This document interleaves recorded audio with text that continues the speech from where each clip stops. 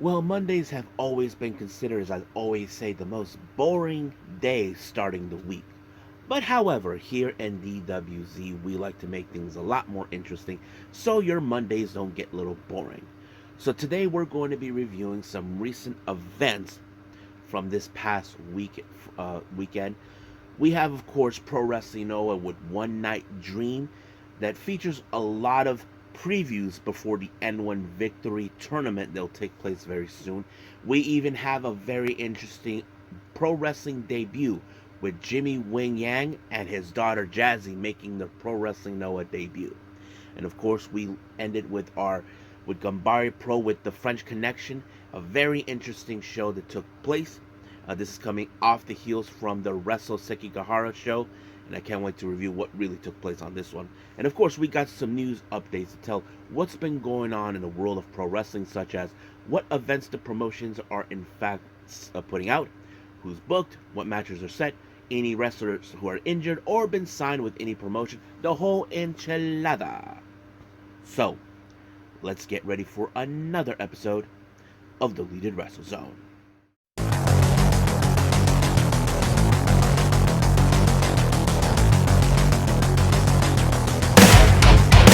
Are you ready? Get up, get up! Get up, get up! Get up, get up! Get up, get up! Get up, get up! Get up, get up!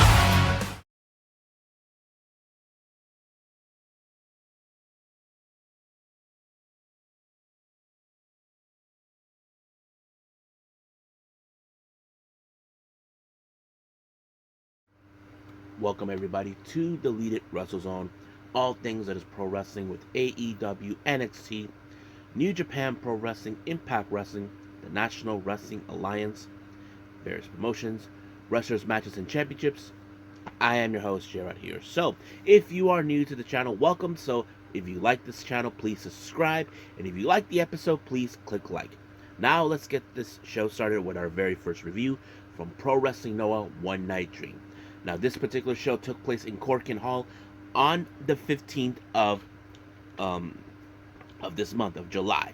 Now, as I mentioned before, we're getting closer and closer with the N1 Victory. Now, if you guys don't know what that is, the N1 Victory is a tournament similar to what the New Japan are doing with the G1. So every bigger promotion such as that, they do these type of tournaments, and also is a point-based system tournament, like as always. So the winner will get a shot for the GHC Heavyweight Championship that I believe currently is being held by Jake Lee. But however, let's get started with what this show has for all of us. Our first match, we have a very much of the least experienced wrestlers. We have the debut of Yu Owada versus Kai Fujimura. Now, Kai Fujimura is has a bit of experience in wrestling since he has been with the promotion for a couple of years. But Yu Owada, who's making his debut, and I was fascinated that the Korakuen Hall fans were supporting him. I think he may have, I don't know exactly why, but it's great to hear. But however, I knew that this match was going to fall in favor with Kai Fujimura due to the fact that he has a bit more experience than him. But he did apply the Boston Crab, like we always see with many of the young boys tapping out. So that exactly always is like that. So not a big deal. Now, our next match, we have a trios action match. We have good looking guys, or as GLG, consistent of Tasuke, Yohei, and Anthony Green versus Stallion Rogers, Super Crazy, and of course the debut of Jimmy Yang. You may remember from WWE at the time, boys, he was the Asian dude dressed up as a cowboy. So this is a debut match. However, I had a feeling that this match was going to be interesting because guys like Anthony Green, who are a bit more of the younger generation wrestlers, would target guys like him to prove a point that, guys like him are has-beens. But however, it didn't turn out the way they hoped for because the person who got defeated in this one was none other than Super Crazy when he received a very striking knee strike by Yohei, and it was over from there. So That was a very interesting, but they were disappointed. They couldn't get the one person to make sure they win from, but it didn't happen. Now, as you know, I have always talked about this. Pro Wrestling Noah has been allowing Yoshi wrestlers to compete. I think this is a very fascinating. This is the only one we have for the night. But our first match, our first team is Hibiscus Me. You may have seen her as a freelancer. She's been out for quite a while due to injury. Her tag team partner is none other than Yu. Her opponent is none other than Miyuki Takase and Jazzy Yang, the daughter of Jimmy Yang. So this is a very interesting development. We know that Jazzy has mentioned on a previous interview that she has competed in Japan before, but being a Noah, that's another honorable thing for her, to be involved. But I had a feeling that this was going to be very interesting and fun. And of course, Jazzy has to throw in a bit of a good impression, but I feel she didn't throw in much of that impression. But I did like how she was able to have a good teamwork and good chemistry with Miyuki Takase.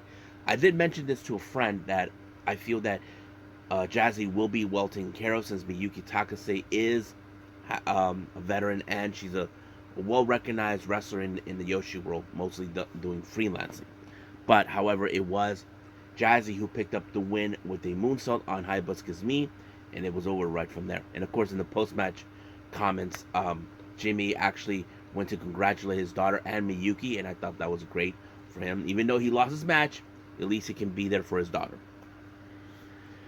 Now, our next match, this is part of the N1 Victory preview. We have 8-man tag match. We have Yoshiki Inamari, Manabu Soya, Masakiyami, and Daiki Inaba taking on Lance Anoa'i, Saxon Huxley, Jack Morris, and Adam Priest. Now, this was a very brutal match because I thought this was going to be more of a house fight in some capacity.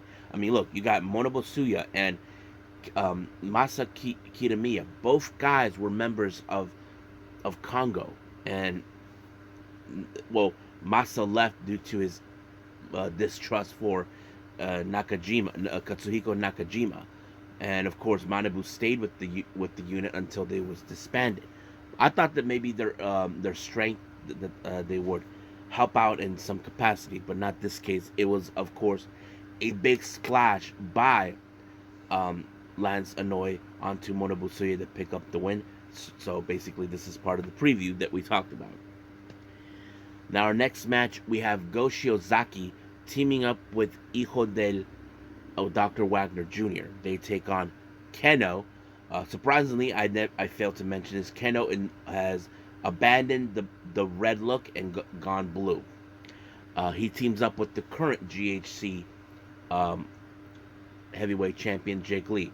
However, I don't know how this will be, I would say, gonna do well because it's all about egos. But I have to say, it was very interesting how that goes. I mean, there was a moment where Jake Lee tagged Keno, saying, "Here, do yourself," that sort of thing. But however, it was the Go Lariat by Go Shiozaki that put away Keno, giving him the win. But of course, Go Shiozaki put out a promo saying that I am Noah. This is more, if you guys don't understand why he says that, he's always been the guy who feels that he's part of one of the guys that carries on the legacy of Misawa. If you guys remember the history of Misawa, people considered him as Noah due to what he did when he left All Japan and that sort of thing. But that's a different topic, but we'll get to that at some point. Talk about it in a little bit. Now, next match, we have a very interesting match with junior competitors. Now, before this next match happened, we had Atsushi Oyagi from All Japan on commentary to check out this match. Team number 1, we have Amasuka, Ninja Mac, and Realistico taking on Dante Leon, Hayata, and Rey Escorpion. This is Rey Escorpion's debut match. If you guys are probably wondering, Oyagi was there because he has one thing in mind, and that is, of course, to obtain the GHC Junior Heavyweight title that Hayata has. I thought this match was great, not to mention Hayata try to be a smart ass, try to take away what the fans want to see with Ninja Mac. But however, that did not stop anybody. It was, of course, Realistico with La Mística onto Scorpio, and it was done just from there. But however, Hayata had to go to the commentary booth to confront Aoyagi, telling him that I am the GHC Junior Heavyweight Champion. But of course, Aoyagi is like saying, I'm coming for that belt no matter what. So that's going to be interesting. Now, our next match, this is a very interesting one. We have Kento Miyahara from All Japan taking on Katsuhiko Nakajima. I knew this match was going to be brutal because Nakajima, this guy can kick your ass really hard. And his deadly strikes are beyond anything. But Nakajima has been declared by many people as the most dangerous wrestler. Not because, he is, but the way he can beat you in some capacity. But however, Kento Miyahara was like really, really losing a lot of energy. But it was Nakajima with the vertical spike that put him away. So I'm very impressed by this match. It was very awesome.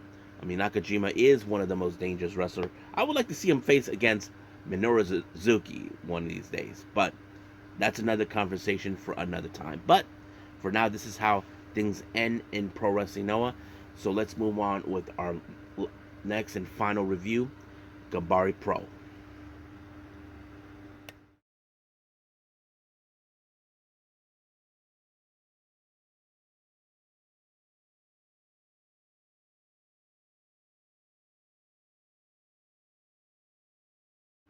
Okay, our final review, Ganbare Pro with a French connection. This one recently took place on the 17th of July.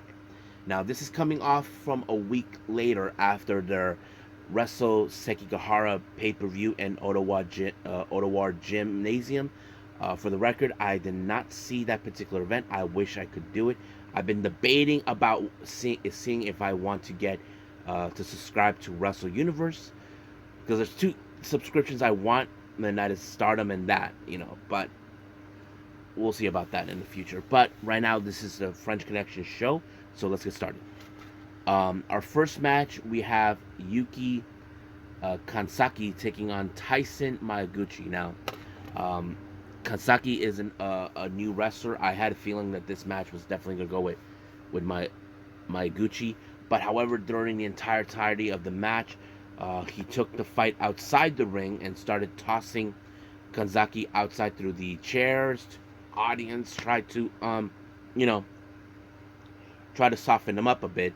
But however, it was Mayaguchi with the Super Tyson splash that picked up the win.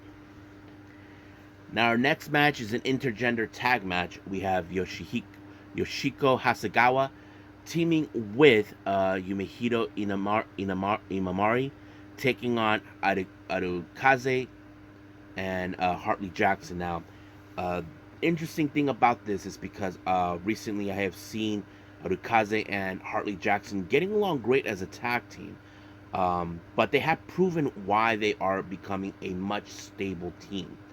But they did pretty well, but it was Arukaze with a spear onto Hasegawa to pick up the win. Now, the reason this match is important is because Arukaze was involved in a gauntlet match involved with both of them. But Hartley Jackson was, fonded by Arukaze's commitment, knowing that, even though she is small, but she's the kind of person who will not let her spirit be broken no matter what. So he really is fond of her, and he often been teaming with her, showing that maybe this thing could work, and teaching her a few things. So basically, they're becoming fond as good friends, but their ultimate goal right now is to obtain the Spirit of Ganbare tag team titles. That is one of their goals, but they have to prove themselves right now that they are worthy to obtain an opportunity for those tag titles, and I think that's a good thing. So we'll see when that day comes. I will stay closer to them following. Now, our next match, we have Shinichiro Tominaga with the debut of Shingo. Now, I don't know much about him, but from what I read, Shingo has an experience in MMA fighting that's pretty interesting. We have seen wrestlers that transition from, MMA fighters that transition from MMA to wrestling. I think Shingo really did a pretty good impression. He put away Tominaga with a move that he calls the Wakikatame. I don't know what that is, but I thought it was pretty good. He picked up a very good win and very impressive. I'm sure we'll probably see him more down the line. Now, our next match, we have a Yoshi wrestling match. We have Riara taking on Yuri. Those who don't know, I mentioned this before. Yuri just recently won the Ice Infinity title in Ice Ribbon, defeating Sotoro. And I think that's pretty interesting. Now, I did mention I will do a DWZ discussion video about her because I find her very fascinating about her journey. But the match was pretty well. Yuri has grown up so much. Now, Riara, she's just barely getting her feet wet. She was invited to come to Ganbare under the recommendation from her good friend Yoshiko Hasegawa, but Yuri was able to pick up a very good win against her and using the Swanton Bomb. Now, it's not one of the best, or the greatest, but it was a good win nonetheless. But however, during the post-match, Yuri has decided to do something very interesting. Now, as you know, I did mention this recently that we have a brand new Spirit of Ganbare World Openweight Champion, and that is, of course, Isama Kodaka, who just defeated Mizuki Takase. So Yuri made this a challenge to him for that title to bring it back to Ganbare Pro. And I think that's very interesting to see that. But as soon as that happened, Kodaka actually accepted the challenge. But that wasn't it yet. Yuri even announced saying that she would like to defend the Ice Infinity title in a Ganbare ring. And of course, that's what happened. There was no yet about the opponent who will be. But, wait a minute, she did. She said she wants to put the title on the line against Ami Manaze, which is Yuna Manaze's sister. So that's going to be interesting to see. Now, it hasn't been confirmed yet if it's going to happen, but if I find out anything, I will put that on the news updates on the next episode or the following one, whatever comes first. So we'll see about that. So we'll leave it as that. Our next match, we have a tag team match. We have Koji Doi and Kuma Arashi taking on Shota and Ken Oka. Now, Ken Oka has been very pissed off with the betrayal of Kuma Arashi, who attacked him out of nowhere, and then this happened. So they tried to beat them and all that. But I knew that this match, Ken Oka's judgment was really, really clouded due to the fact that all he wants to do is beat the crap out of Kuma for betraying him. But however, that didn't do any well until Koji Doi applied a lariat on Shota. But it seems that this war between Oka and Arashi is far from over. I don't think this is going to end because Oka thought he trusted him, but it appears that he just got played. So we'll see where that story lands. Now, our main event is a tag team match. We have Monotatsu Nakamura, Kusuke Ishii, and of course the former champion Mizuki Watase taking on Hiroya, Soma Tokoa, and Shuichiro Katsumura. I have to say it's a very interesting match. I don't know. I thought maybe Watase would try to redeem himself from losing the title, but it did not do any well for anybody. However, it was in fact Katsumura with the triple 3 lock onto Nakamura, finishing off the match. So I thought it was very interesting how this one played out. But nonetheless, it was a good match. We'll see what happens in next Ganbare Pro show when it comes back. I think that's pretty much it right now with all the reviews. I believe let's do our final thing, news updates.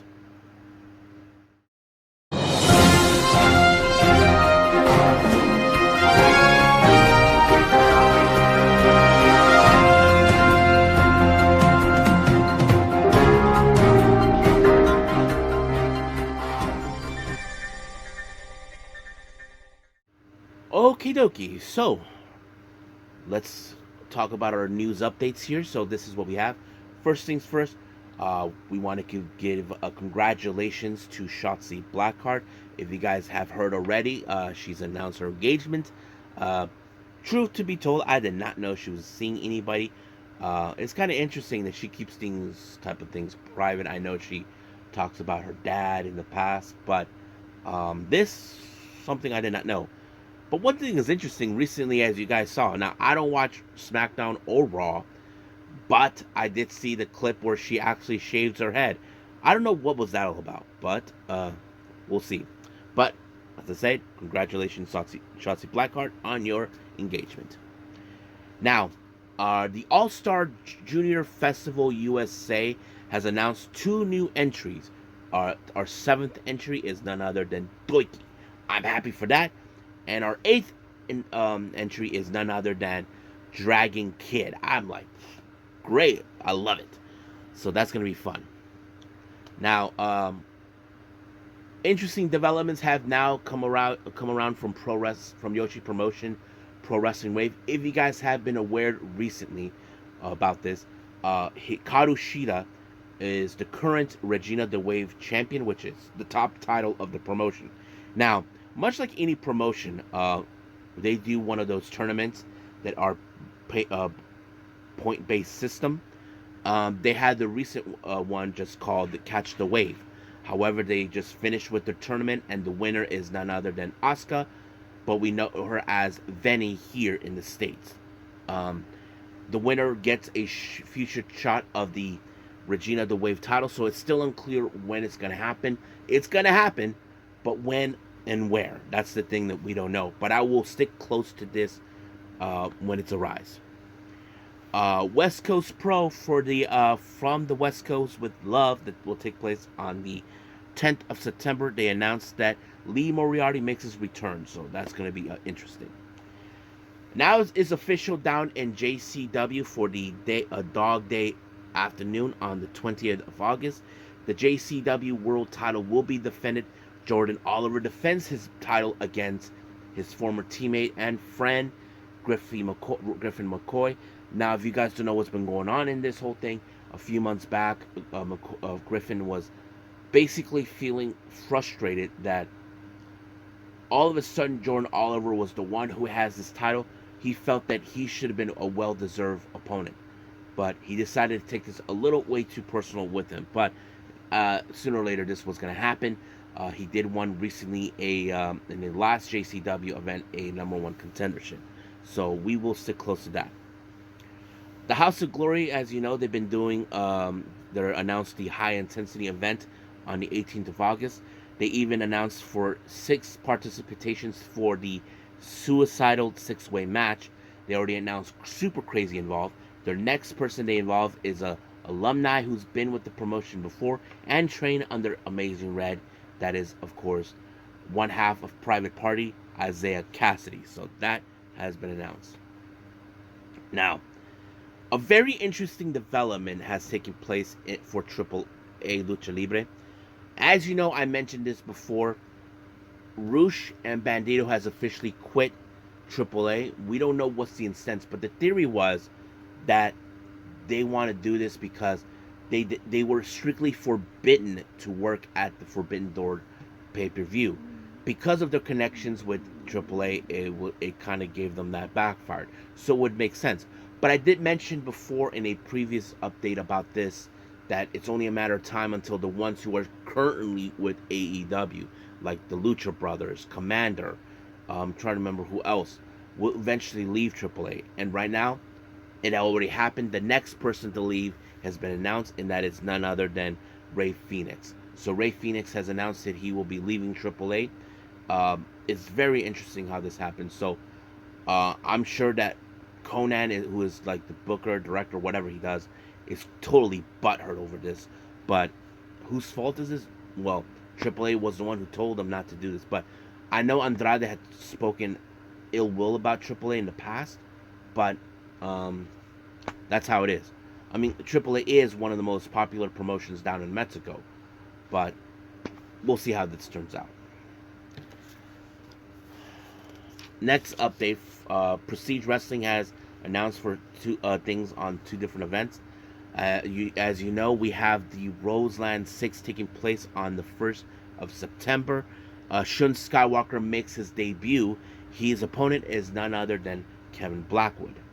Now, another name has been announced for the Respect issue that will take place on the 29th of September. The Octopus, Jonathan Gresham, will be making his return there too. Now for our GCW updates here. British wrestler Leon Slater will be doing his appearances with GCW. He will make his debut with them, will be making his appearance on the LA show on the 11th of August. And of course, he'll be at the homecoming event on both in Atlantic City at the Showboat on the 19th and 20th. Now, speaking of the homecoming, it's been announced that Tony Deppen will participate for both shows on the 19th and 20th of August. However, another name was announced. Dragon Kid will be making his debut with GCW at the homecoming only for the 20th of August, so he'll be booked for that. Now, as you guys may have been aware, Effie has announced for the return of Effie's Big Gay Brunch 7 that will take place in Chicago. He announced that Sunny Kiss will be making her return, so that is very cool to see. Now, finally, I saved this one for last. During the day, I discovered that Guilia, well, this was mentioned by Dave Meltzer. Dave Meltzer mentioned Guilia wants to put her newly New Japan Strong Women's title on the line here in the U.S., but here's the interesting part about that. She wants to defend it at the All-Star Junior Festival USA on the 19th of August. Now, this was a very interesting thing because normally this is a junior heavyweight show, but I was thinking, okay, will Hiromu Takahashi and Rocky Romero be okay? I think they see this as a value way to get more fans into it because Guilia is becoming more of the most popular wrestlers, you know, even internationally. But yeah, but it's already been confirmed it will happen. But however, the obvious question does tell who's her opponent. Right now, the only opponent I can think of is the one person who's spoken not ill will, but more like remarks about her, and that is Toni Storm. That's the only opponent I can think of. But we'll see what happens. I feel like that's going to be interesting to see. Until then, until an opponent is announced for Guilia, we'll just got to wait and see what happens. And I think that's pretty much it what we have. So let's just call it a day. Well, I hope everybody enjoys this episode. As you know, we got Tuesday wrestling taking place. So I think we're going to have the G1. As you know, they will be continuing with more. I know that the latest Gleech show has been announced. It'll be uploaded on Tuesday. We'll be doing that. Of course, we probably have more NWA and what's it called? Oh yeah, NXT. So I can't wait to see that and anything else. Also for upcoming videos I'll be uploading soon, I will be doing another Unagi Sayaka watch. So stay tuned for that. And I'll be doing a special announcement real soon. No, wait, never mind. Forget the announcement. I do have another podcast episode coming up, and there's a reason why. I'll explain that in the another video that should be already uploaded. But stay tuned for that. So, but for right now, I'll see you guys in the next DWZ time. Same DWZ channel. I must bid all of you adieu. So, goodbye. And have a nice day. Bang.